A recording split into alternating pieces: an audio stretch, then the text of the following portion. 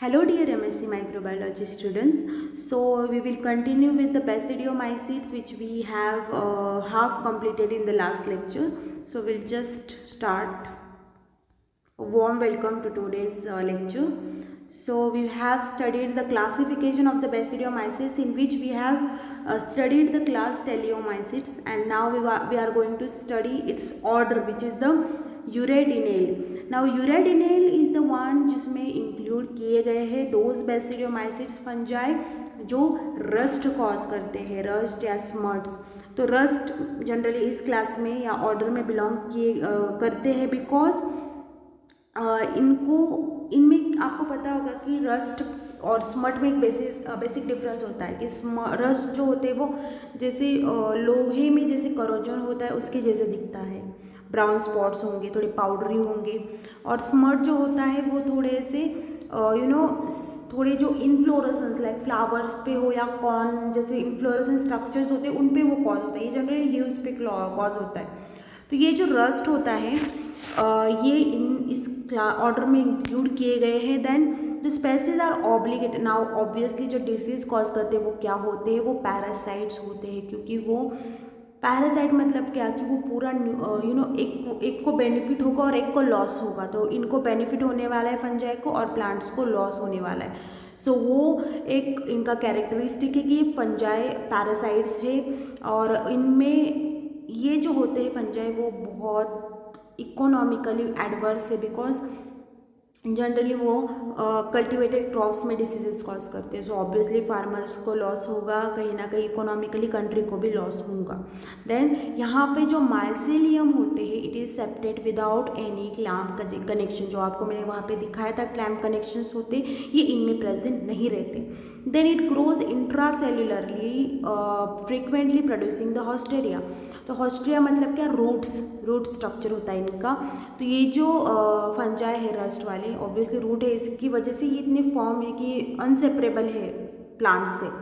तो ये इंट्रासेलुलरली ग्रो होते हैं मतलब प्लांट के सेल में इंट्रासेलुलरली ग्रो होते हैं.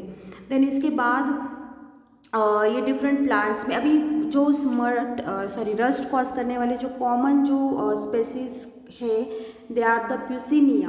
ओके, प्यूकिनिया भी आप बोल सकते हैं या प्यूसिनिया भी बोल सकते हैं.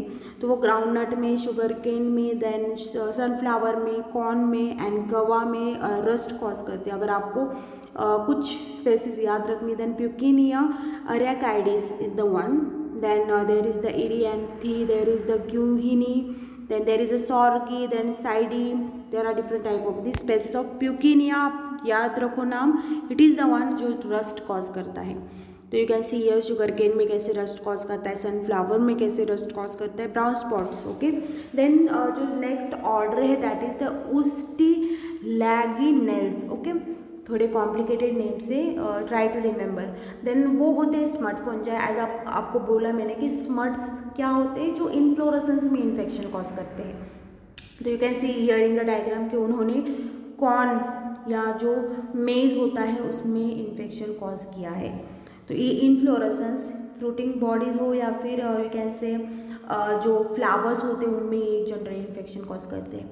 नाउ ये थोड़ी ड्राई और थोड़ी डस्टी टाइप के स्ट्रक्चर्स फॉर्म करते हैं या स्मटी मतलब जैसे थोड़ा कलर डाउन ऐसे स्पोर्स फॉर्म करते हैं. देन रस्ट फंजाई जैसे ही ये भी पैरासाइट्स हैं. Then they produce the basidiospores on the transversely septate basidia arising from the overwintering teleospores.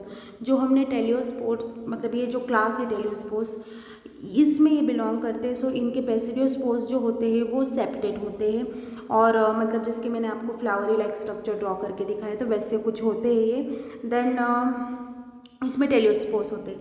And then the both rust and smut differ in the many respects as I told you कि जो smut होते हैं वो rust इस वे में भी different करते हैं कि वो किस पे ग्रो होते हैं. तो मैंने आपको बताया कि रस्ट जो होते हैं वो लीव्स पे ग्रो होते हैं एंड स्मट जो होते हैं वो जनरली इन्फ्लोरेसेंस स्ट्रक्चर्स पे ग्रो होते हैं. Then many smut fungi are heterothallic. Okay, so fusion must be between the different cells of the different and compatible parents. Okay, heterothallic मतलब क्या कि उनका जो, जैसे मैंने आपको माइसिलियम का ग्रोथ दिखाया था, वो डिफरेंट पेरेंट्स से होना चाहिए। They make sure that so that वो अच्छे से ग्रो हो पाए।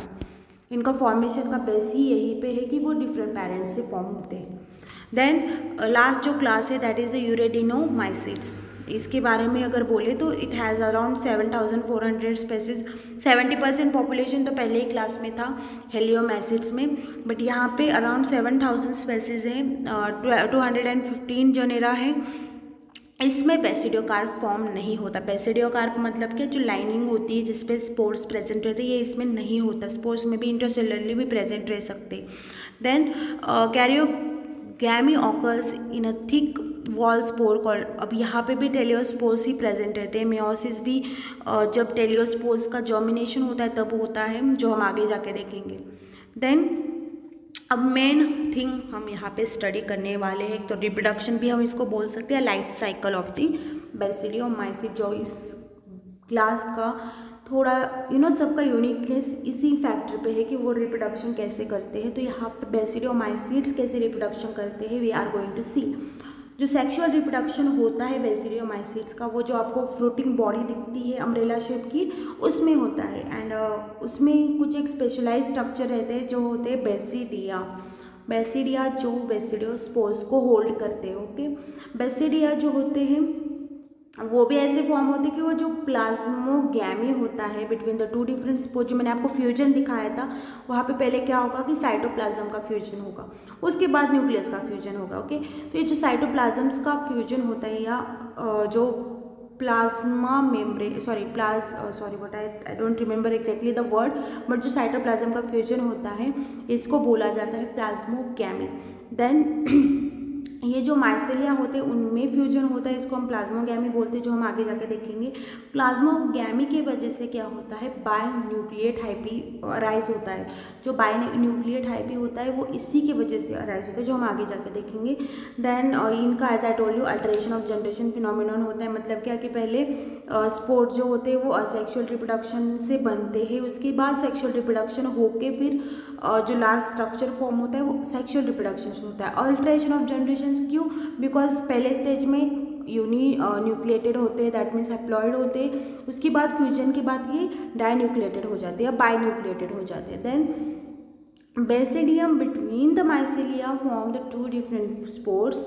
नाउ जो हम आगे जाके देखेंगे, जो दो माइसेलियम से दो डिफरेंट स्पोर्स फॉर्म होते हैं प्लाज्मोगैमी की वजह से, बाइन्यूक्लिएटेड हाइपी बनता है। Then basidiomycetes reproduce asexually also.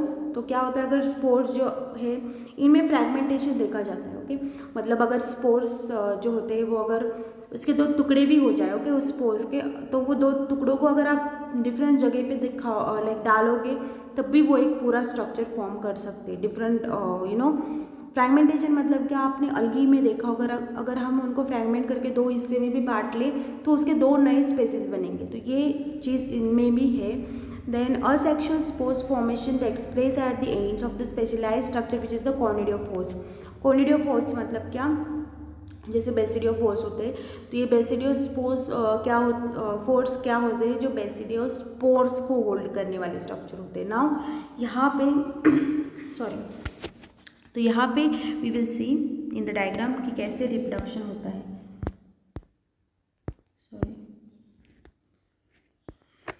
So you will see here, ये जो दो ये मेल स्ट्रक्चर है। ओके, ये मेल स्ट्रक्चर है जो सॉइल में प्रेजेंट यहाँ पे प्रेजेंट रहता है इन द फ्रूटिंग बॉडी। तो ये जो फ्रूटिंग बॉडी में स्ट्रक्चर रहता है, तो सपोज अभी दो spores I will show here रहता है, जो दो स्पोर्स है यहाँ से, सपोज अभी यहाँ पे यू कैन सी क्लियरली कि कैसे स्ट्रक्चर्स प्रेजेंट रहते हैं।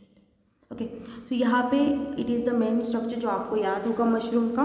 तो मशरूम में जो ये ऊपर का स्ट्रक्चर रहता है जो अम्ब्रेला शेप होता है, उसमें क्या होता है, आपको पता होगा कि अम्ब्रेला शेप में ऐसे गिल्स प्रेजेंट रहते हैं। तो वो जो एक गिल होता है वो ऐसे दिखता है। ओके, मतलब गिल क्या होता है, एक ऐसा कुछ लाइनिंग होता है, उसके ऊपर ऐसे स्पोर्स प्रेजेंट रहते हैं। Okay, so this is the Gill. तो इसके एक जो बेसिडियम होता है, ये हुआ बेसिडियोफोर। तो इसका जो बेसिडियम होता है, मतलब ये जो एक स्ट्रक्चर है इसमें दो न्यूक्लियाई होते हैं। ये 2 न्यूक्लियाई का फ्यूजन होगा और इससे क्या बनेंगे 4 nuclei, that is the basidiospores. वो अगेन एक स्पोर उसमें से गिर गया या 2 स्पोर्स गिर गए तो वो दोनों फिर बनाएंगे फिर से एक नया स्ट्रक्चर जो हम यहाँ पे डिटेल में देखेंगे। Sorry, okay, so will just start. तो यहाँ पे क्या हुआ, वो स्पोर्स जैसे मैंने आपको दिखाया वो डिस्पर्स हुए। अभी वो दोनों सपोज सॉइल में डिफरेंट स्पॉट्स पे गिर गए, ओके, और वो वहाँ पे ग्रो हुए। इन दोनों ने अपना ग्रोथ कर लिया, ये यहाँ पे ग्रो हुआ, ये दूसरा यहाँ पे ग्रो हुआ। ये जो दोनों ग्रो होंगे एक स्टेज पे क्या होगा कि ये दोनों फ्यूज हो जाएंगे। इनका ग्रोथ होते होते ये दोनों के जो हाइपी है वो साथ आएंगे और वो फ्यूज हो जाएंगे। अब यहाँ पे मेल एंड फीमेल नहीं होता, सो इनको simply minus and plus indication किया है। तो ये जो दोनों माइसेलियम है वो एक जगह पे फ्यूज होंगे। फ्यूज होने के बाद you can see here clearly in the diagram, तो यहाँ पे फ्यूज हो चुके हैं। तो इसकी फ्यूजन की वजह से एक स्ट्रक्चर आउटग्रोथ आपको दिख रहा है, तो वो होता है सेकेंडरी माइसेलियम, ओके। जो सेकेंडरी माइसेलियम होता है वो दोनों का फ्यूजन होके बनता है। दोनों का फ्यूजन होके बनने के वजह से उसमें क्या आता है, एक एक सेल में 2-2 न्यूक्लियाई प्रेजेंट रहती है।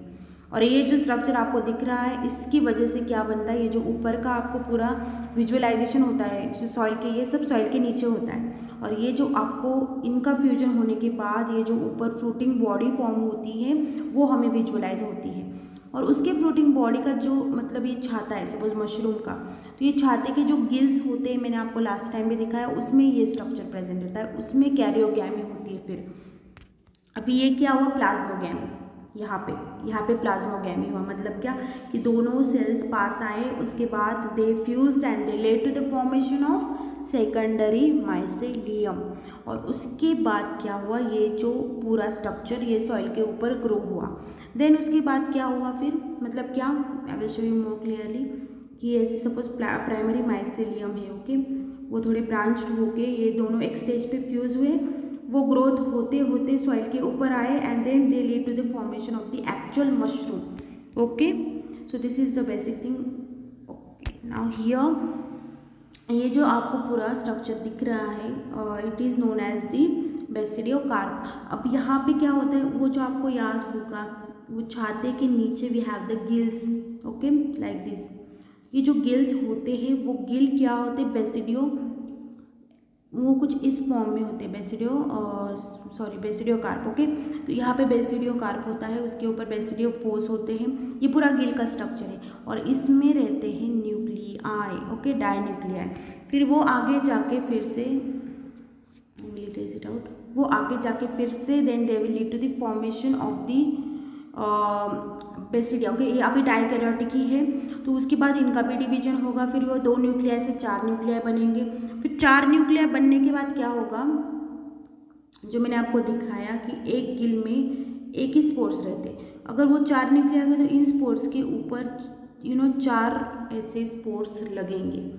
तो ये जो एक न्यूक्लियाई का फ्यूजन हो, 2 न्यूक्लियाई का फ्यूजन होकर 4 न्यूक्लियाई बनेंगे, उसके बाद ये 4 स्ट्रक्चर्स फॉर्म करेंगे। अब ये चारों ज़मीन में गिर के फिर से फ्यूज़ होके फिर से एक नया फ्रूटिंग बॉडी बनाएंगे, ऐसे उनमें रिप्रोडक्शन होता है। तो you can see here in the diagram, अगर ये डायग्राम आप ध्यान से देखोगे तो you will understand it very simple, very clearly. 2 spores है, दोनों गिरेंगे, वो फ्यूज़ होके फिर उनका डाई न्यूक्लियाई बनेगा या डाइकैरियोटिक न्यूक्लियाई बनेगा। डाइकैरियोटिक न्यूक्लियाई ग्रो हो के वो मेन स्ट्रक्चर फॉर्म करेगा और वो फ्रूटिंग बॉडी जो अम्ब्रेला शेप की होती है उसमें क्या प्रेजेंट रहते हैं, उसमें गिल्स प्रेजेंट रहते हैं। गिल्स में क्या होगा फिर, उसमें जो बेसिडिया होता है उसमें 2 न्यूक्लियाई फ्यूज़ होके, जो ये 2 न्यूक्लियाई थे वो फ्यूज़ होके 4 न्यूक्लियाई बनेंगे, जो फिर से गिर जाएंगे सॉइल में एंड फिर से वो साइकिल कंटिन्यू होगा। So this is the sexual reproduction which takes place in the बेसिडियोमाइसीड्स।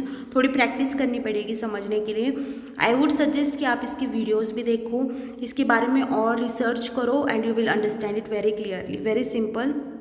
Just that आपको इसका क्लियर आइडिया मिलना चाहिए, so that for that purpose आपको थोड़े से बुक्स को देखना पड़ेगा, थोड़े से वीडियोस को देखना पड़ेगा on the YouTube and you will understand. Now economic importance क्या है बेसिडियोमाइसीड्स की, कि ये मशरूम्स, आपको पता है सबसे common economic importance mushrooms. Mushroom में क्या खासियत है कि उनमें 20 to 35% प्रोटीन्स, अमाइनो एसिड्स होते हैं, ट्रिप्टोफैन होते हैं, लाइसिन अमाइनो एसिड हो सकते हैं, जो एक न्यूट्रिशन में सप्लीमेंट का काम करते हैं। क्योंकि क्या होता है, कभी कभी हम लोग खाना ठीक से नहीं खाते तो हमारी प्रोटीन रिक्वायरमेंट बॉडी की कंप्लीट नहीं होती, तो हम उसको सप्लीमेंट के जैसे ले सकते हैं। For that purpose mushroom is a very good food. Okay, then one fungi is there which is the clavicium. ओके, उसका एंटी कैंसर सब्सटेंस बनने में रोल देखा गया है। जो क्लेवैसिन बोला जाता है उसको ड्रग होता है, तो एंटी कैंसर ड्रग बनाने में भी इनका रोल है।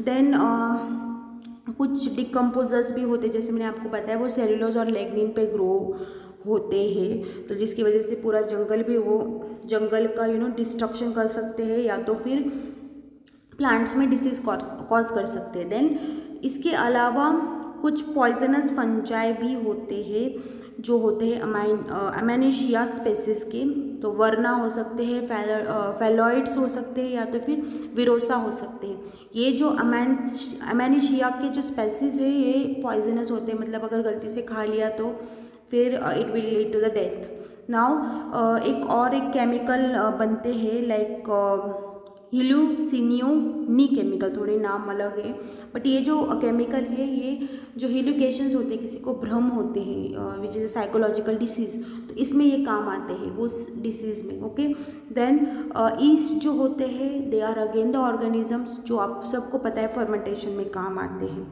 देन अगेन कभी कभी ये फ़ायदेमंद भी होते हैं क्योंकि ये डिकम्पोजिशन का काम करते हैं। वी नो डेड मैटर पे ग्रो होते हैं तो डिकम्पोजिशन भी करते हैं।